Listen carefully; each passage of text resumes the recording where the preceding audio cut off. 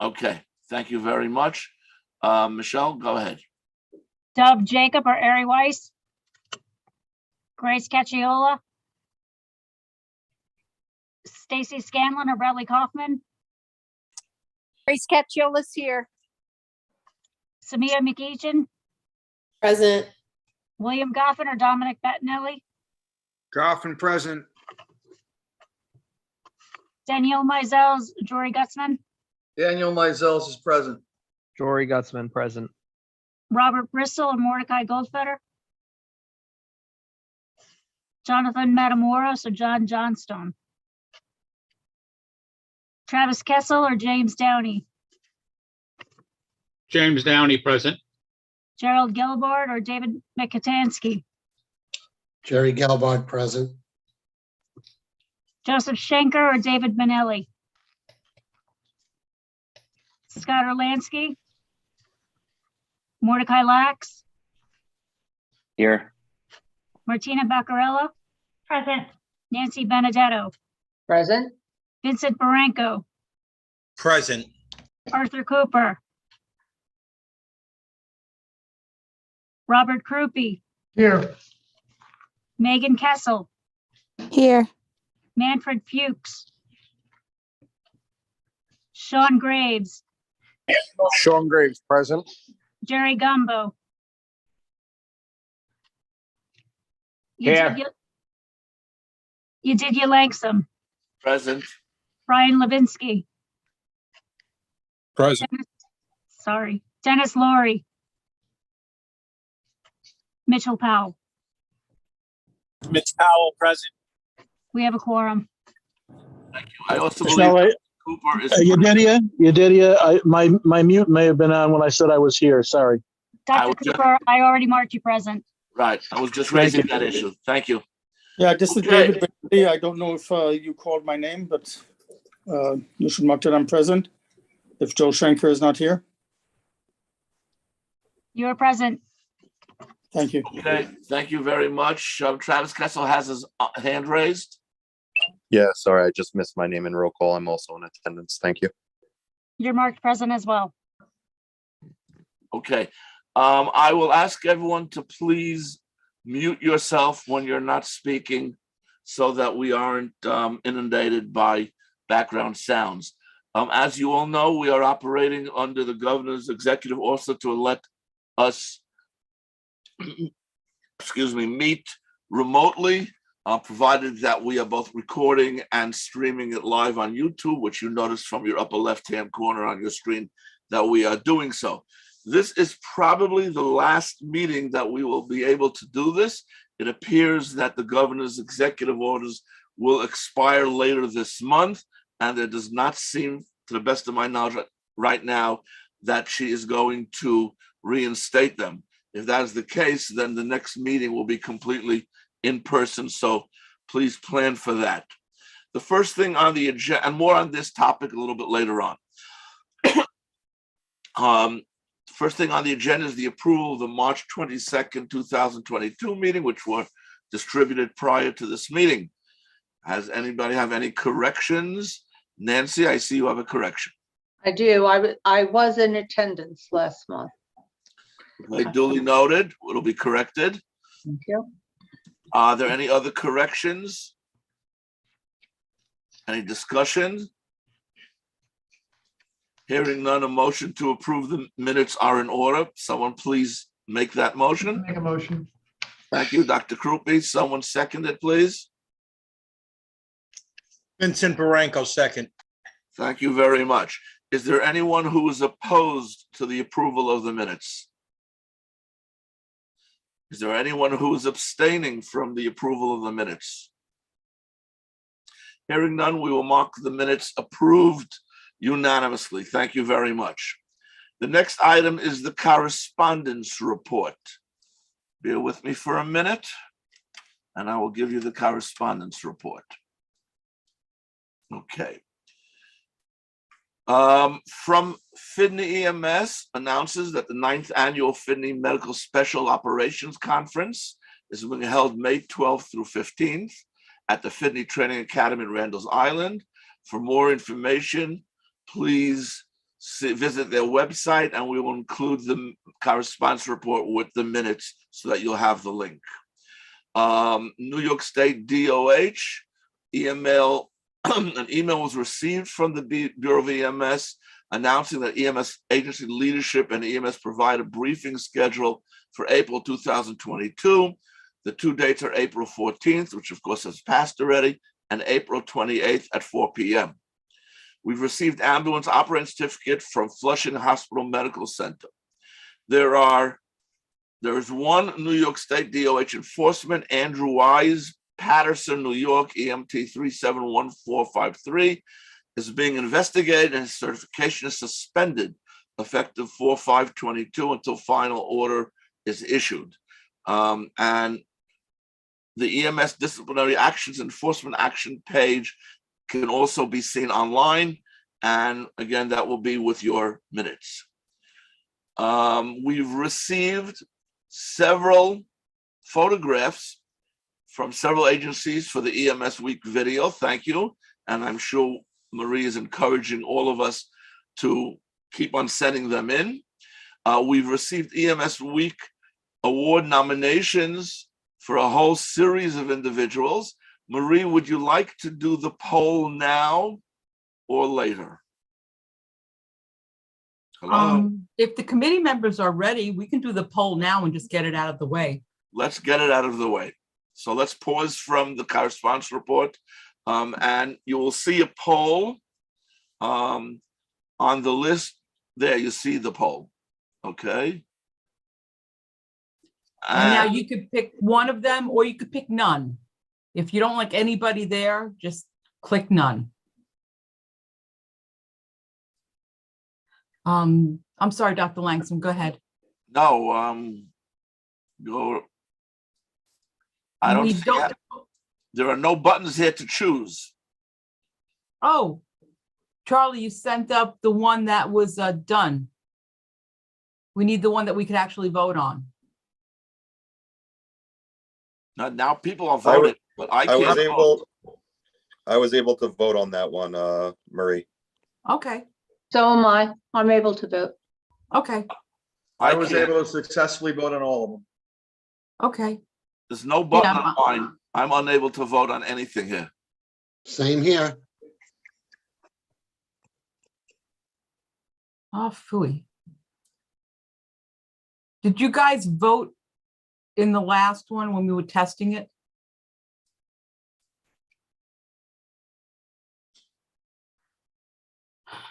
Can you put it up again? This is the first time we're doing this, so just bear with us. Charlie, I can't hear you if you're speaking. I was able to vote when you initially put it out. There you go. I can't vote at all. I ended the poll and restarted it because you let me do that. But if I'm a co-host, can't vote. Hosts can't vote. Oh, no. Zoom. Okay. So if anyone who, that's why I can't vote. Oh, all right. Sorry. Didn't realize that was a thing. Okay, just take away co-host from him for a few minutes, let him vote. Right. And now put the poll out again. Okay, Now yeah. I don't have that. Because I think Dr. Langston did definitely restarted it for everybody. And I don't have the poll in front of me now. Nothing. 1 second, 1 second. Oh, okay. We're learning. We're getting ready. Alternates for- vote or just the primary? If the primary is here, the alternate cannot vote.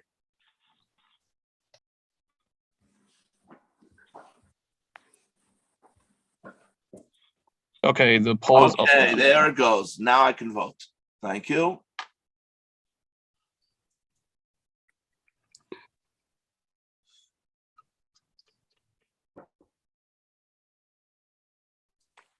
Yeah, when it hits, I have the nominations, and when I submit, nothing happens. I try to submit, and nothing's happening. I was once again able to vote successfully. Seems to be Yeah, working on same this here. end. No Dr. problem Cooper, voting make here. sure you didn't miss one. It Yeah, if won't you let you miss submit one, it if you miss a question. Right. Yeah, you have to select an option. Yeah, once you do 6 out of 6, you could submit. Done. I just Oh, I picked see. none. So, if we had kids here playing video games, they'd just run circles around us. Stop laughing, you.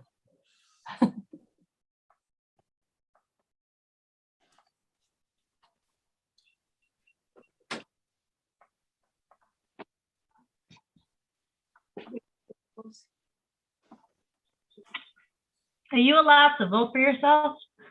Just throwing it Go out. ahead. Go ahead. You can vote. Absolutely. No, I won't. Absolutely. Wow. If you vote for yourself, you lose a vote. It goes the opposite way. That sounds so naughty. Vote for yourself. No. You make me a co-host again? I will do that after the poll ends, Oh, okay. just to make sure like we're not going to lose anything. Not a problem. Excellent. Is everybody done? Yeah. So as far as I can see it, 5 people didn't participate. They may be alternates. Okay. So you could bring up the results. All right, Let's so see. One. end the poll.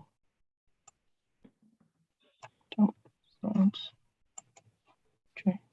Sharing results now. There you go.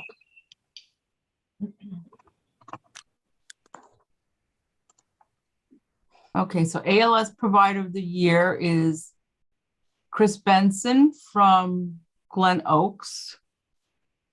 Chris Benson. Can we save this, Charlie? It is saved. It should be saved for you automatically. Okay, later on, when you go online to your account, you can download the polls. Okay. Okay. If you ALS want- Provider. Dave Mikatansky. Martina, you voted for yourself. No, I didn't. I promise I didn't. Okay, Well Martina. deserved, well deserved. Yes, it Thank is well you. deserved. And Pam Lai. That's excellent. And Edward Pierce, Megan Williams. Done. And that's it. Okay, great. Great choices. Okay, let's close the poll. And let's continue with our communication. Well, thank you everyone for voting and bearing with us. This is the first time that we've done this throughout. Okay. And I just want to say these people are getting awards on the 16th of May, our EMS ceremony. So I'll be sending out letters tomorrow, but if you're here and they're not, and they're part of your agency, let them know. Okay. Continuing, a March 2022 progress report was received from Bedford-Stuyvesant Volunteer Ambulance Corps. Do you want to report on that progress report?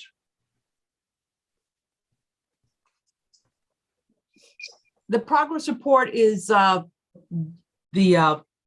Bed-Stuyvesant meeting, maintaining the requirements of the State Department of Health, just to show that they are keeping their paperwork in order, keeping their ambulances stocked, and that they are producing PCRs. Okay. Thank you. Course sponsors. We received an email from Sean Graves, CIC from Aura Prep, announcing that they are donating 1 EMT original class seat on a yearly basis at one of their programs. The donation will cover tuition and all associated material costs. Thank you very much. That's very generous. We've received course sponsor applications from Emergency Care Programs, BMCC, B&H Emergency Medical Training, and the Institute for Emergency Care Training. LaGuardia Community College EMT program is from June 15th to August 24th, 2023. There are details here. I think you should include this in the minutes when you send it out. They also have a flex schedule paramedic program starting September 8th, 2022 to August 17th, 2023, I'm sure.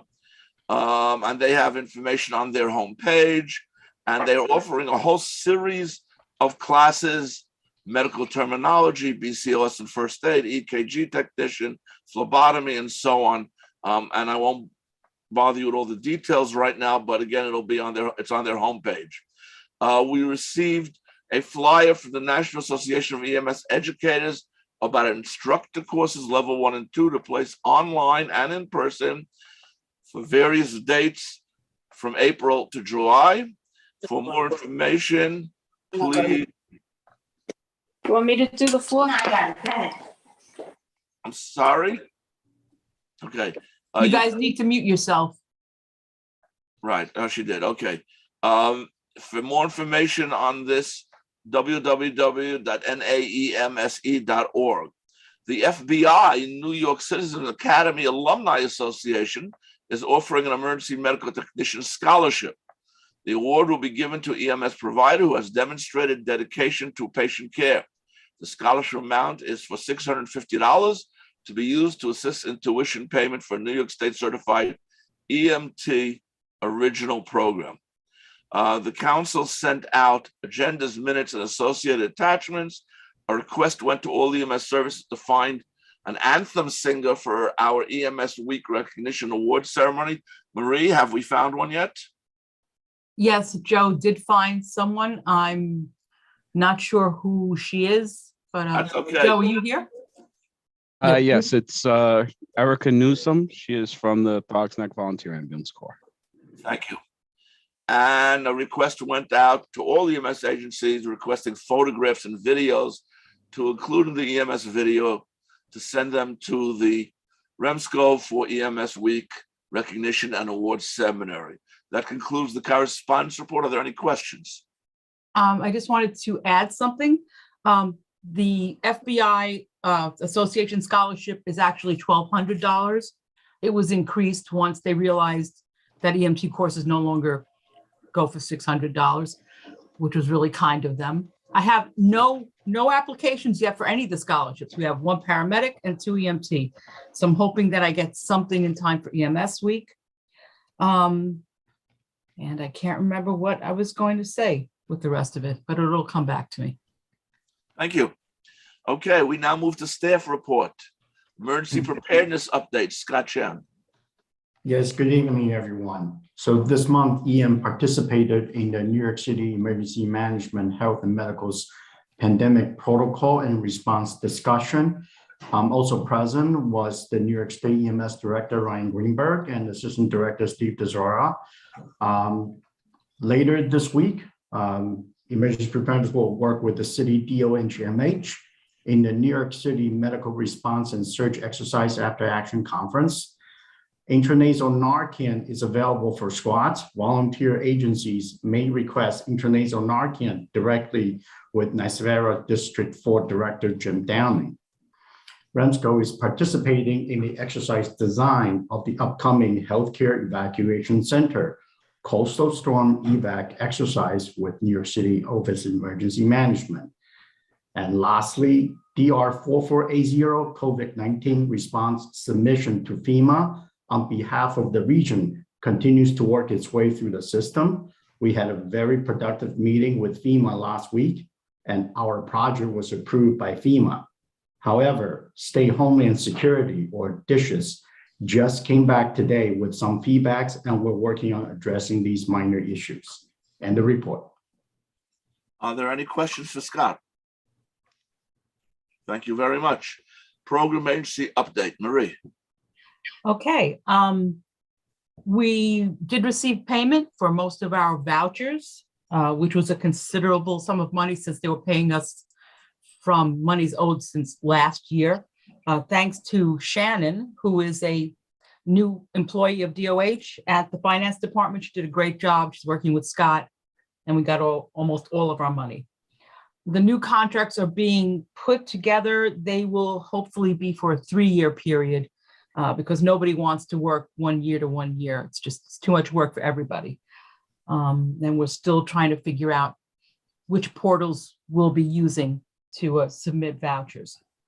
We are working with I'm working with the program agency directors. You know, we have our own committee across the state. And one of the things that we are going to be doing is increasing communications between ourselves and the REMSCOs and the REMACs, since we're all supposed to be working together instead of as some standalone agency.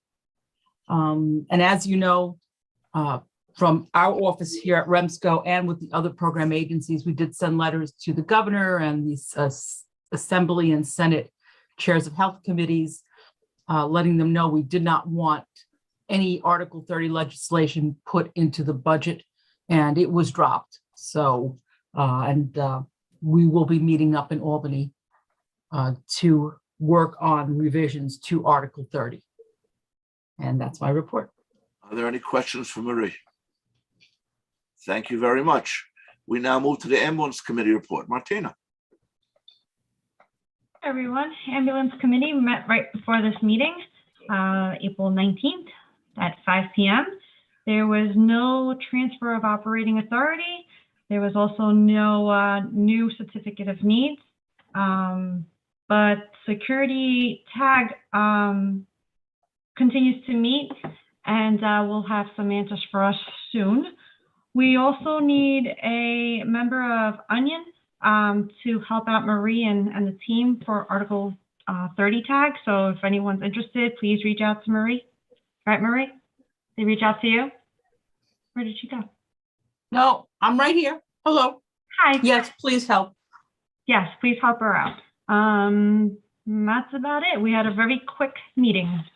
I think I did better this time too. Thank you very much. And once again, well-deserved honor. Does anyone have any questions for Martina? Hearing none, we move on to Training and Education Committee report. Maury, I believe you're doing that. Yeah, hi, everybody. Marie, if you don't find anybody, you can put me on the tag. Okay, thank you. All right. So Training and Ed did not meet, but we do have one or two things to bring up. So Scott Chang suggested running some sort of well, you know what? I'll discuss this one further offline. I don't have the details ironed out, but it's Marty, would you like Scott, me to give us? Yeah. If you don't mind, because it's an excellent idea, and not at all. Thank you, I appreciate it. So this was proposed, and with the blessing of the Training and Ed Committee, that REMSCO's American Heart Association Training Center will be running essentially a free CPR instructor class for all of our core sponsors instructor. Anyone that worked for the core sponsor who's currently a CIC or a CLI, but not an AHA instructor, can become an instructor through this program. Normally, this course is $400. The REMSCO is going to be offering this class for cost only, which means that they only have to pay for the books and the online module AHA charges. That said, we are only opening this up right now to core sponsors, CLIs, and CICs, not for anyone who is just affiliated with a core sponsorship at this time due to the cost. If this is successful, we'll work with the Training and Ed Committee to expand the program. Thank you, Scott. I appreciate it. So yeah, so that's big point number one. Point number two, again, with forming more instructors, a successful, very successful class, I might add, was run at BMCC, a CLI class. Bill Powell, Monty Posner, and several others, with Megan Williams' assistance, obviously, as the program director at BMCC's EMS program. And at the core sponsorship, it was, I think, at least in my opinion, a very good template for a hybrid virtual and in-person class, where the didactic was done virtual and the hands-on was done in a class setting. I think it worked very well. I think the schedule worked well. So, we will hold on to that template for future classes. And I believe there are a couple more in the works. That's all I have for now. Are there any questions for Morty? Morty, I'm sorry. Have you done any more work on the LMS? The, So I think we really just need to give you the three choices at this point. Of what were the three top choices. I think it kind of remained stagnant after somewhere within the week or so after the last meeting. But we'll pick the top three and we'll give you those options to bring up to the board. I guess yeah. to the board. Yeah. Okay, thank you. Okay, thank you very much. Okay, REMAC report. I guess Dr. Benelli, are you giving it? Sure. Well, it's easy because the REMAC did not meet. Yeah. So there's no report to give. REMAC is scheduled to meet, I think, on May 3rd. In the interim, and I believe Yedidia or maybe Bob will talk about the CMAC meeting. Apparently our protocols, which we tried to send up for approval, there were 6 protocols. They were not discussed in CMAC, and they'll have to go to the next CMAC meeting in order to get approved on time for us to begin training for implementation of January 1st, 2023. I think that's just about it. I think CMAC is talking about a possible summer meeting, but nothing has been said. Yeah, I'll talk more about that, all about that stuff when I get to the report on the REMSCO CMAC. Yeah, so nothing further from REMAC at this point. Okay, thank you very much. Are there any questions for REMAC? You should be prepared that the next meeting might have to be completely in person. So, Jim Downey with a question. Were there any comments received on the proposed changes? They were not discussed at CMAC, so there were no comments. That still has to be done. No, he's talking about comments. Yeah, we received comments to the protocols here regionally, and they were forwarded to Dr. Lai to deal with the protocol committee. I think we received 2 or 3. Okay, no significant changes from what was initially proposed. Okay. okay, thank you very much. Quality Improvement Committee report. Who's doing it? Anybody? I don't believe there was a QA meeting. Oh, sorry. Go ahead, Joe. Yeah, the QA committee did meet. Did we meet? We have not met since the last REMSCO meeting now. Okay, thank you. Okay, now we move to the State EMS Council report. So I attended instead of Dr. Krupe, who was out of town or out of the country. This was a long meeting with lots of stuff and somewhat, I have to say, disorganized. Things came up in multiple places in the meeting. So when I present it, I'm giving it sort of in time, in the order of the time it came up, with comments in between. So you may see things slightly. First of all, there was a discussion about the collaborative protocols. They were slightly updated, and it was felt that a process needs to be created in order to move this forward. Later on in the meeting, they decided that collaborative protocols like we do here will be only updated once a year unless there's an emergency. And that was agreed upon by the CMAC. The pandemic pediatric protocol was approved. As usual, the highlights are 14 days requires approval by the local REMAC. There are very minor differences from the adult version. And there was an extremely long discussion about whether blood pressure should be taken for pediatrics and whether it's meaningful at all, and whether other signs and symptoms should be used. And I'm not sure what they exactly finally incorporated in the protocol in terms of blood pressure, whether they removed it or not. But I guess when they publish it, we'll see, unless Dr. Cooper remembers. Yes, they did, in fact, remove the blood pressure table from the vital signs chart that has been incorporated into the protocol itself. So people don't have to flip back and forth between the vital signs table and the protocol. So the vital signs table that is in the protocol itself is exactly the same as the one that's listed elsewhere in the protocol, but or provided elsewhere in the protocol, but with the exception of the fact that the blood pressure box has been removed. Okay, thank you very much. I didn't catch that. Okay, there is an opioid withdrawal update that is used upstate, and it's waiting for the commissioner's approval. And then there was the matter of a pediatric protocol for behavioral emergencies. And this was developed by EMSC. And then there was a long discussion about whether it should have been done by the collaborative committee, and as well as New York City's protocols on the same matter. And the collaborative committee will review all these pieces from EMSC, from New York City, and hopefully by the next meeting, there'll be something.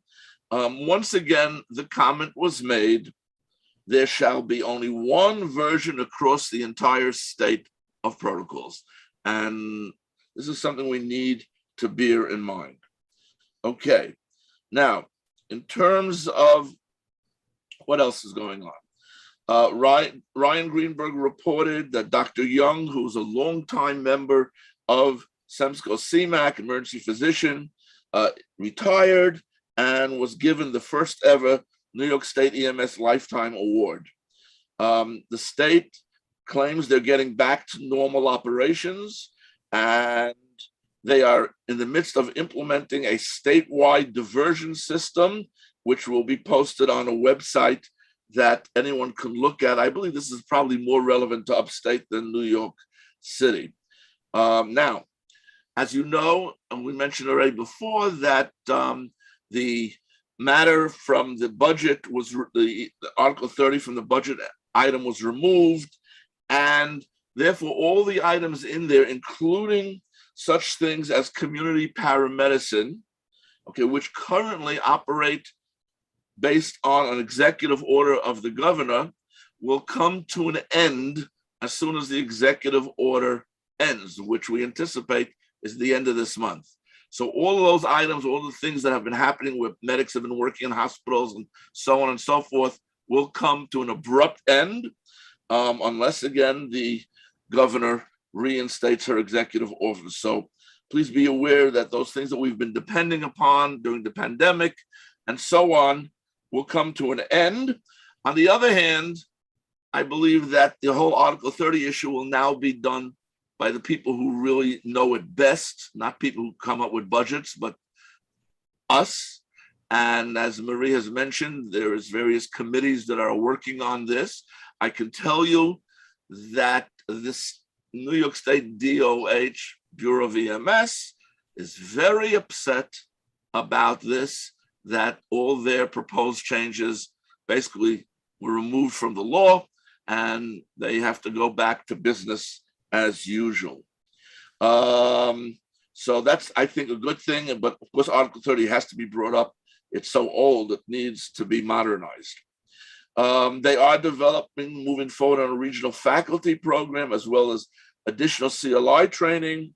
They announced that over 500 agencies are now using the state's EPCR platform. The vital signs will be held in Albany in October 27th, and it too will be mixed, both hybrid, both in person and online. Okay, and several times during the meeting, I'm just reading as I'm reading my notes, he made the point, executive orders are expiring this month. He's very upset about that. Let's see. Okay, insertion of a gel supraglottic airway will be discussed at the next meeting. A motion was to have a small subcommittee consider it and to allow the Bureau of EMS to move quickly on this before that meeting. I'm not sure whether that's going to actually happen. In terms of teaching education, practical skill exams being changed for the fall. And the most important announcement, which relates more to us than anywhere else, was that their legal have informed them that they have no right to limit a course sponsor to a particular territory. That is, as far as Bureau of EMS, every approved course sponsor can teach everywhere in New York State, period, end of story. That will make all of our commercial course sponsors and academic course sponsors very upset. It doesn't really affect upstate, where very few upstate correspondents are doing this for on-profit business. That's all they wanted to say about it, and someone is going to have to foil the legal, statements. And Maria did that already, I believe, or is going to. I'm going to do it because I brought it up at the subcommittee level, and I said, well, if you are being told to expand territories because it's a conflict with restraint of trade, then why aren't you doing that with ambulance CONs? Because that would be the same interpretation. And there was immediate hysteria. And they said, no, it's a different part of the statute. And I said, well, it's all Article 30. So to me, it's the same thing. And yes, we are going to foil it because it's not like a real letter. It seems like it was a bunch of little emails that they got back and forth. To me, that's not official enough to change an entire state's policy. So we're going to be foiling it. Stand by, more on that later on. I mean, not tonight, but more than that over the next few months, I guess. There is also a small group was formed to create specifications for a statewide medical director. So that's moving forward. And they made a presentation on a very fancy program to gather up all the different data. It's called biospatial EPCR data syndromic surveillance, which the slides were very nice. And if it comes out, it might be actually quite useful. Okay. And again, Ryan, once again, took a long opportunity to report on the failure of Article 30 revision and said that once the government executive orders end, all the new definitions will come to an end. Okay. There was a large discussion about whether regions that border. Can I just interrupt you for 1 second? Sure. I'm sorry about the data. So like for the last 15 or so years, many agencies, since the adoption of NEMSIS and all the data gathering, so many agencies have been throwing tons of data back at the state and all this kind of stuff. And is there, or was it even discussed that there be any sort of plan to share data, trends, findings, anything of that nature? Yes, with the communities? Because we keep, every EMS agency keeps dumping data back at the state under the auspices of NEMSIS, but I haven't seen, and maybe I just haven't seen it, but is there something that can inform us at this point? And they said yes, that is the purpose of this software, that it will become available to all the agencies, to the regions, and it'll open everything up to everybody. So yes, when this will happen, how long it'll take for this to happen, it's a lot of money because it's a commercial system. They went out and they got a vendor, okay, to produce the software. But if it does what it says it does, it looks impressive. And I mean, but at the same time, and absolutely, with all due respect to our fire department colleagues who really, at least in the New York City region, are the sort of stewards of a lot of the system data here in the 5 boroughs. We've been talking about this since I'm going back to like 2003, 2004, when some agencies, long before the fire department even started, were beginning to collect data on things like STEMI transmission, EKG transmissions and outcomes and stuff like that. And we've, perhaps this is something that the regional council should sort of push with all of the relevant agencies, because there's been so much data collection going on. And again, maybe I've missed it, but I haven't seen anything that's been put out there for those of us who are in the system. Certainly not REMSCO, unless you guys are hiding it from us, Marie. We are hiding it. Actually, I'm going to ask Joe.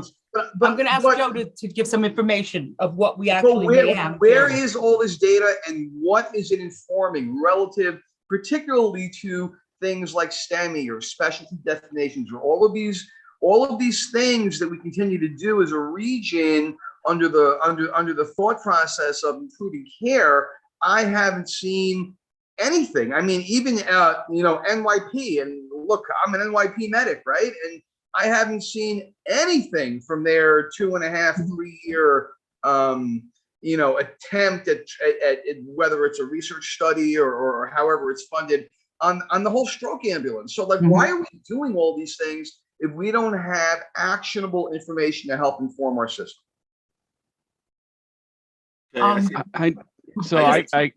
I can actually speak on that, Danny. So there actually are to speak. Yes, there actually are a couple of things that the QA committee is doing in that regards. The first is actually the First Watch project, which all except for one hospital system did participate in, one that you would know very well, Danny, which actually does provide those specific measures you were referring to related to STEMI and stroke. And very soon that the First Watch committee is going to be making it so that the participating agencies, which are pretty much all the 911 participating services, will have access to a number of key measures for system-wide data for STEMI and stroke, and be able to see, based off of some benchmark data, how their agency is performing on some of those benchmarks. So that is one project related specifically to STEMI and stroke on that. In addition, the QA committee and the council, we do have access to all of the EPCR data within the region, us as the council. So if there are any measures that you would like the QA committee to examine and bring forward to the committee, bring forward to the council, we'd be happy to work on that data and pull it. Joe, and I appreciate that comment, but I think that in the interest of transparency, from a council perspective, and I don't know, Marie or Yedidia, please, perhaps accept this as a suggestion for action on the part of REMSCO. We've got a lot of data gathering systems, and we've got promises by the state, by the fire department, by this person, by that person, by private entities. We've got a lot of data and a lot of promises, but we haven't seen anything, and we've been tossing data into this for years and years now. So I mean, I guess from my perspective, look, I'm still a practitioner. I still work out there in the field as well as being an administrator. And I would love, I haven't seen any. I would love to see something kind of recent and relevant to our region. Like, what can we learn from these things, even if it's just an academic exercise? So perhaps my recommendation here is to have a REMSCO sort of take the lead on getting this stuff together and getting it out to our council and our participating agencies, so that perhaps, just perhaps, there's something actionable there to improve care in the region. That's, there you go.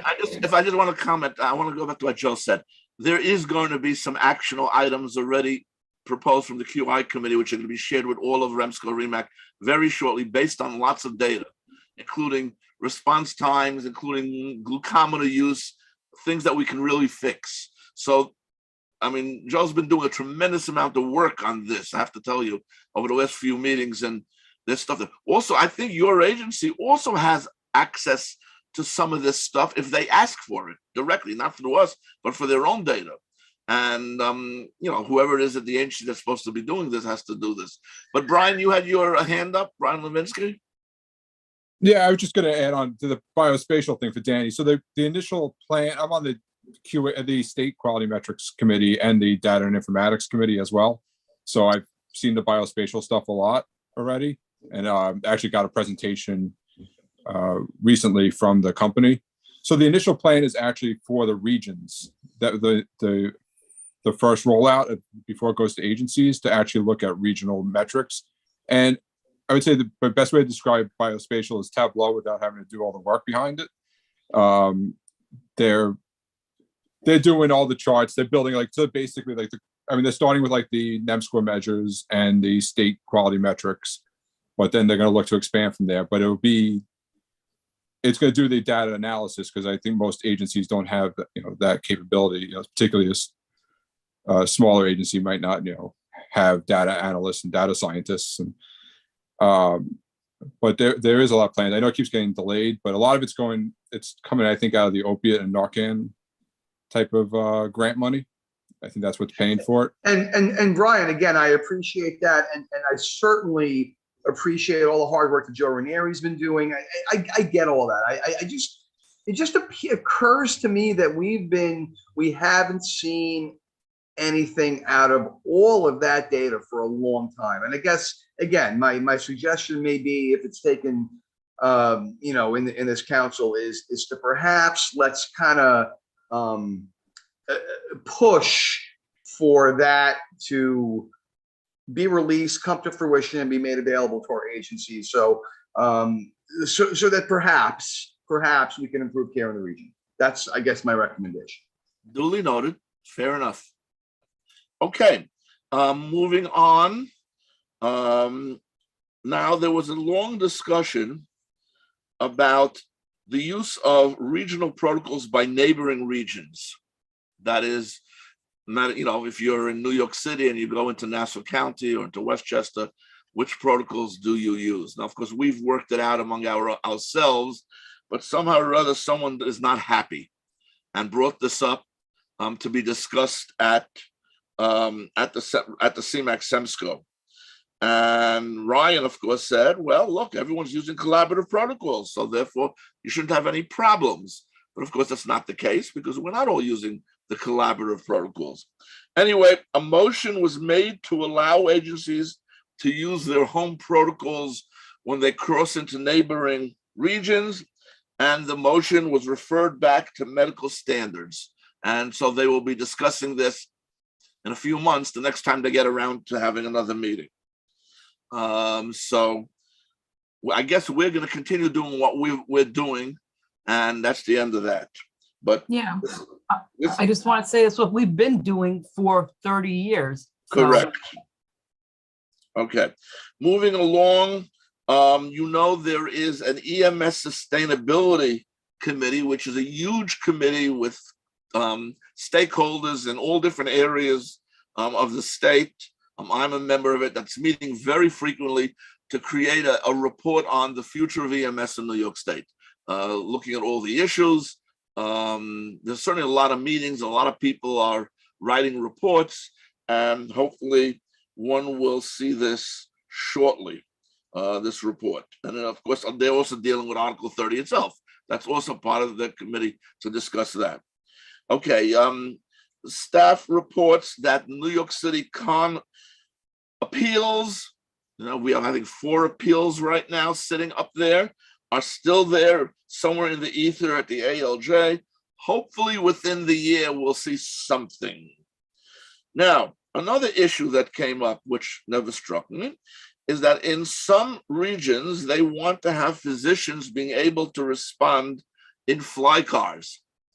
Okay, and that apparently is currently illegal. Only EMTs and paramedics are under the law allowed to respond in a fly car. It's neither legal by the State Bureau of EMS, nor is it legal by the Motor Vehicle Bureau. So this is something, a way to allow physicians to respond in physician fly cars, and what equipment they might have aboard, and whether they want to have lights and sirens on it. All of this needs to be discussed, and a subgroup is being formed. Okay.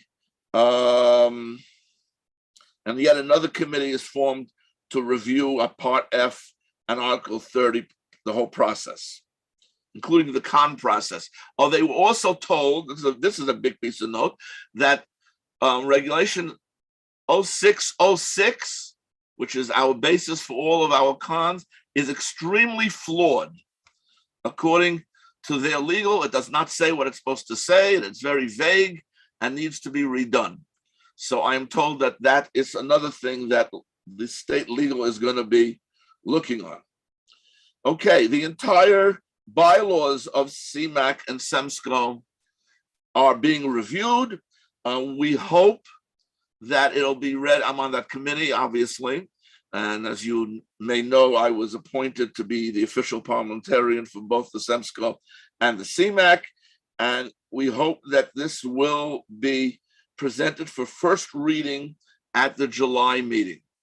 And there are some really big changes that may be coming about. I'm not sure that everyone's going to be happy, but anyway, that will stay tuned for that. And they pleaded that everybody read these documents. So all of you who go up to the state should read the bylaws documents ahead of time and be prepared to discuss it.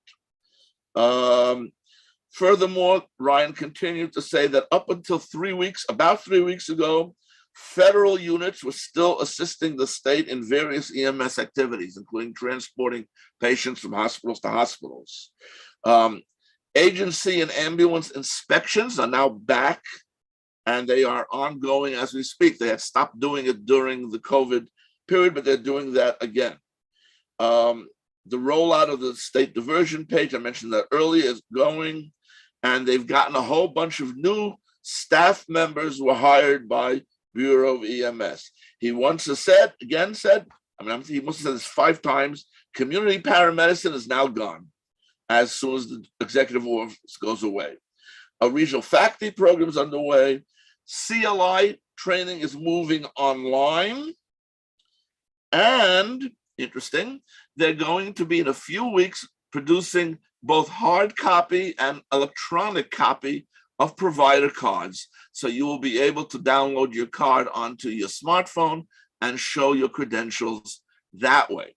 In addition, this is a really big change, they are investigating the ability of take the state exams at home. Okay, they have spoken to these anti-cheating companies who monitor exams, and they are convinced that they will be able to do this at home. I told them as an academic that we've determined that none of these companies are really foolproof, and computer science students manage to defeat them all the time, but he didn't want to hear that. And I said, okay, good luck to you. Okay. Yeah, that currently is already an option. To do what? To take it at home? Yeah. He didn't They have say an option. They can take it at home. They can take it at a PSI testing center, or they can do it online. A center, yes, but he said to take it at home on your private Yes, camera. it's a third option, and it generates a certificate for you similar to what you get from a PSI site, but you can't use it as your official template. Okay, well, he didn't say that. He said it's going to happen soon, but I also, again, I don't know what's going on. EMS Memorial is moving from May to September. Everyone's encouraged to go. Unfortunately, the tree is full and there's no way to add any more branches to the EMS tree. So they are doing a new thing in stone and doing that. Okay. Over 450 new EMTs were certified by the Bureau of EMS, mainly the National Guard. They have a program now, and it looks like they're going to be expanding this. Not only they've already expanded it to the public, but they're going to be offering some courses as well. And Dana Jonas, those of you who know, who have been 42 years at the Bureau of EMS, primarily dealing with CONs and so on, is retiring. This was his last meeting, and he was thanked and given an award and a standing ovation. Okay. Give me one more minute.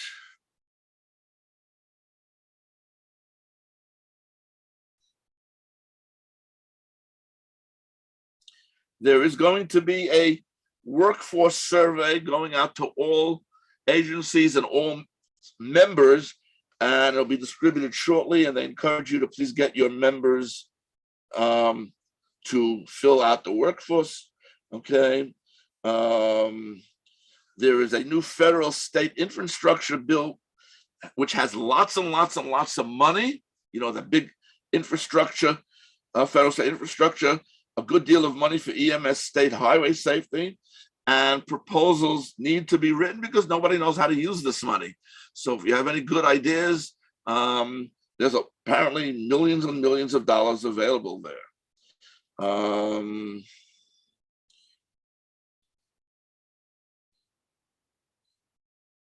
And another survey going out to all participants and all providers is on diversity, to find out what the diversity of the providers are in the state. And that is the report. And the next meeting is probably sometime in the summer. I'm not exactly sure, but it probably will be in person in Albany. And that's my report. Marie, do you want to add anything?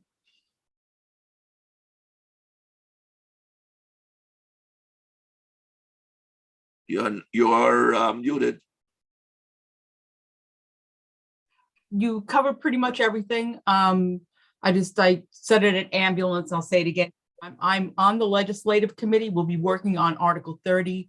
Of course, our Article 30 committee is going to meet here so that I'm not just bringing forward my opinion, but I'm following the direction of the council with the changes they want made, you all want made in Article 30. And I don't see us being limited to just what was covered in Section F. We should be looking at Article 30 from beginning to end and clarifying some of our responsibilities and authorities so that the Department of Health staff stop getting confused about what we are allowed to do and what they're allowed to do. Okay. That's it. Anyone else? Yes, Brian, go ahead. Yeah, just a question. Director Greenberg mentioned a couple of times about regional credentialing and whether or not that's still permitted. Has there been anything official that's come, or is it? This is Steve continue. He started saying, that we didn't have the right to credential when he first got hired. And because he can't find it in Article 30. We've been doing this for 4 decades as part of the program agency deliverables. So obviously we do have the authority to do this. And that's one of the items that needs to be clarified when we do our Article 30 revisions. But right now, every region in the state credentials its paramedics. So they can't just say stop it because it will be detrimental to most of the regions in the state. Yeah, that was my question, because it is still actually in policy statement. Yeah, it's there. And I haven't seen anything reversed in the policy statement. That's no. Yeah. Okay. Another upcoming battle. Their feeling is that they can make all the policy changes they want without getting permission from anyone else. In other words, he has his way. Even the SEMSCO and the CMAC would basically do very little, and his agents, he would do it all. For example, they brought up the fact about advisories, that we issue advisories all the time, and they claim, because they went to their lawyers and told them what to say, that we can't do advisories. They have to approve all the advisories. Of course, all the CMAC doctors violently objected to that. But you see where it's going, and that's one of the reasons why it's so important that we get Article 30 written up properly with our 30 years of experience or 40 years of experience to get it done. To look, there's a need to have a Bureau of EMS. It's certainly there, but there's also a need to have regions, and we're so different. They admit it, that it's so different downstate than upstate. So that we have to be. You can't use one does not fit all. So there's a lot of work needs to be done there, and there's a lot of politics. Of politics. This is not pure medicine like we think. We all sit around the table, kumbaya, and we're doing the best for the people. This is not what it's about. Okay, this is I remember an academic professor has nothing to do with his life other than play politics. That's all we do, is have committees and talk bad about other people. We get a lot of experience about this, and this happens upstate as well. Okay, don't repeat that. I know it's recorded, but that's the way it is. Okay, that's the report. Anyone have any other questions for me? Okay, in that case, we move to unfinished business. Is there any unfinished business? Just EMS week. It's coming up the 16th. We're getting donations, so this is going to be a nice party. There will be a lot of awards, not just the the awards that we voted on tonight. We will be giving out awards to agencies that have helped, during COVID, agencies and people, because there was a lot of work done in this region over the last 2 years. So if you haven't gotten your ticket yet, go to Eventbrite. The link is on our website, and get a ticket. If your agency wants a table, you have to give us a call and we'll see if we have tables left. But it's going to be great. And thank you to David Mekatansky. He's going to be doing our video this year. So please send in pictures and videos, whatever you have. I can't think of anything else. Joe, do you remember anything, or Michelle? Anything else we need for EMS week? Just check out our EMS week page, start registering if you wish to attend. This way we can finalize the guest list, and you want to get yourself registered before all the spots are filled up. Continue to send in your pictures, and of course, please reach out to your agencies and donate to the event. It's the only way we can provide it to our providers for free. I registered last night. I noticed it said there's only 60 seats left. Yeah, I mean, we have 200 seats, and I put 125 on the website. So we are holding back like 75 seats, but they're going to be tables. This is the first year that we actually sold an award. The EMS Agency of the Year Award was funded by Zoll. So they're going to be here too. We tried something different this year to get more funds, and so far it's working. We hope to have a nice party with some good giveaways. Great. Okay, is there any other unfinished business? Okay, is there any new business? I'm not aware of any new business. Any new business? No. Okay, in that case, a motion to adjourn is in order. Someone? Motion to adjourn. Second? Second. Okay, all in favor? Signify Aye. by saying goodbye. Bye. Bye-bye. Thank you. Have a great night. Thank you, everyone. Thank you for coming and participating. Okay.